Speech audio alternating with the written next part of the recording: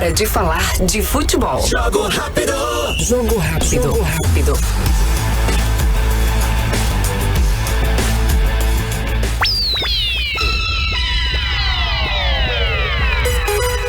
Muito bom dia, são 7h08, segunda-feira, dia 18 de agosto. Grande abraço para você que está acompanhando o programa Comando 91, uma pausa nas informações e também na prestação de serviço para trazer mais informações, só que do esporte, né? Começando o jogo rápido desta segunda, inclusive com as informações do Asa. E quem vai trazer todas as informações do time alvinegro, dos bastidores, especialmente, é o nosso repórter Eduardo Cardiano.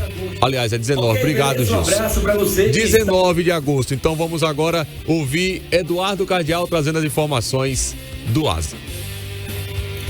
Ok, beleza? Um abraço para você que está comandando o jogo rápido nesta segunda-feira. E a direção do Asa segue trabalhando, intensificando alguns ajustes administrativos para o período da eleição. Quando eu me refiro a ajustando algumas situações administrativas, é reorganizando a parte financeira de rescisões contratuais e pagamentos dos atletas. Vale salientar que ainda tem jogadores com vínculo com Asa.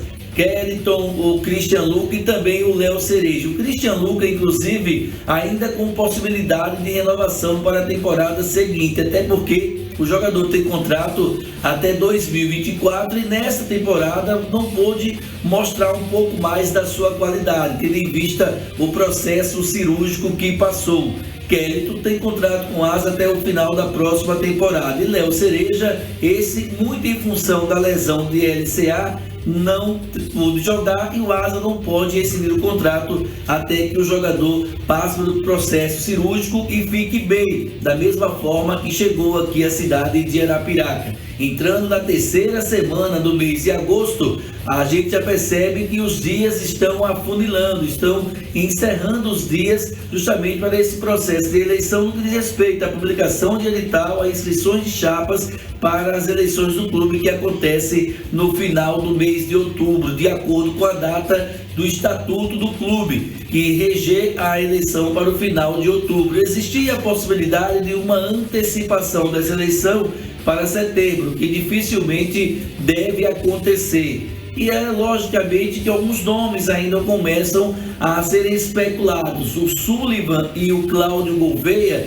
são os dois nomes da atual direção, caso de fato o presidente Rogério Siqueira não queira ser o candidato à reeleição. Entre o Sullivan e o Cláudio Gouveia, a informação que a gente apurou no final de semana é que o nome mais forte para ser candidato à presidência em uma possível desistência da reeleição do Rogério Siqueira é o nome do Cláudio Gouveia. Logicamente que os entendimentos ainda passam por um grupo de conselheiros que o apoiam e certamente que vão estar juntos na próxima situação, caso mantenha-se a mesma direção desta temporada. Em relação o nome da oposição da chapa União, o do Igor Rafael, que inclusive vai nos conceder entrevista amanhã no Futebol Show a partir das 19h30, é um nome que ainda está mantido como candidatura para a presidência do clube. O que está pegando agora em relação a essa possível candidatura do Igor são justamente esses trâmites administrativos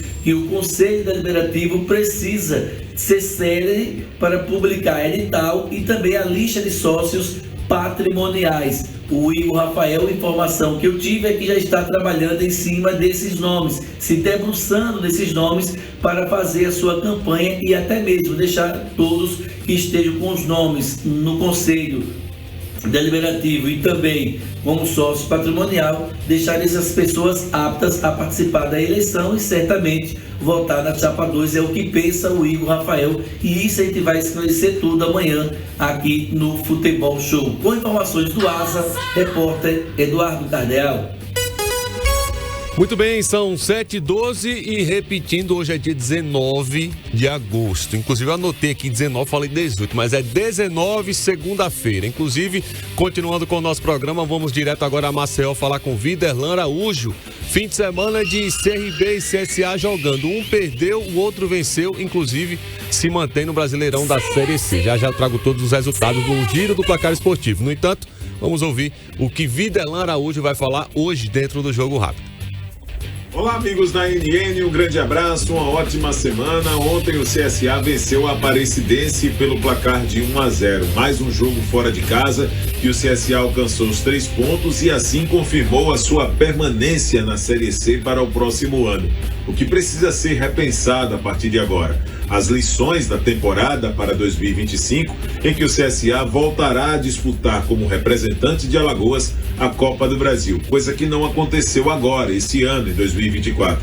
A diretoria precisou buscar também um equilíbrio muito grande, tendo paz em suas decisões, sem as interferências políticas, principalmente por todo aquele ambiente provocado de rivalidades que se alimentavam naquele momento entre a antiga gestão e o atual gestor do clube. Agora, Miriam Monte terá a oportunidade de dar sequência num trabalho com mais tranquilidade também em fazer a última partida no jogo contra o Caxias na semana que vem aqui na capital alagoana para poder seguir esse planejamento. Pensando, claro, em 2025, ter aprendizados sendo colocados em prática para que a equipe volte a disputar grandes títulos e também de igual para igual diante de adversários muito complicados. É com essa ideia que o CSA precisa tirar as lições de 2024 e atingindo tudo aquilo que pouca gente acreditava, que seria a permanência na Série C no próximo ano. Um grande abraço e uma ótima sequência do Jogo Rápido dentro do Comando 91. Muito bem, 7h14, continuando com o nosso programa, deixa eu trazer aqui de baixo para cima os Brasileirões. Tivemos, inclusive, decisões nas oitavas de final do Brasileirão da Série D neste fim de semana, decisões por pênaltis, inclusive o Retrô passou nos pênaltis, venceu o Manauara por 2-0 no primeiro jogo, segundo jogo tomou 2-0, isso no sábado, mas nos pênaltis venceu por 4-1. O Brasiliense passou o carro para cima do Brasil de Pelotas, venceu por 5-0 o segundo jogo, no primeiro jogo já havia vencido por 4-1 e também está classificado. Quem também passou nos pênaltis foram 2 nordestinos que inclusive vão se enfrentar na próxima fase. O Itabaiana, que tirou o Porto Velho nos pênaltis, empatou por 1-1 no tempo normal e nos pênaltis venceu, e o 13 da Paraíba, que tirou o asa da competição, perdeu em casa por 2-1, mas venceu nos pênaltis por 5-3. O primeiro jogo havia sido 1-0 para a equipe do 13. O Cianorte perdeu para a equipe é o Cianorte e... esse jogo aqui, rapaz. Manaus e Iguatu. O Iguatu venceu por 2-1 o Manaus e o Iguatu passou para a próxima fase, porque empataram no primeiro jogo por 2-2. Teve a Inter de Limeira também passando do Nova Iguaçu. Venceu o segundo jogo por 1-0. O primeiro jogo empatou por 0-0. E também o Maringá venceu por 3-1 os 2 jogos contra a Portuguesa. E o Anápolis, agora sim, o Anápolis venceu a equipe do Cianorte no primeiro jogo. No segundo jogo, empate. Então, o Anápolis está classificado. E aí vem as quartas de final. Depois das quartas, quem passar em suas disputas, em seus jogos, está classificado para o Brasileirão da Série C.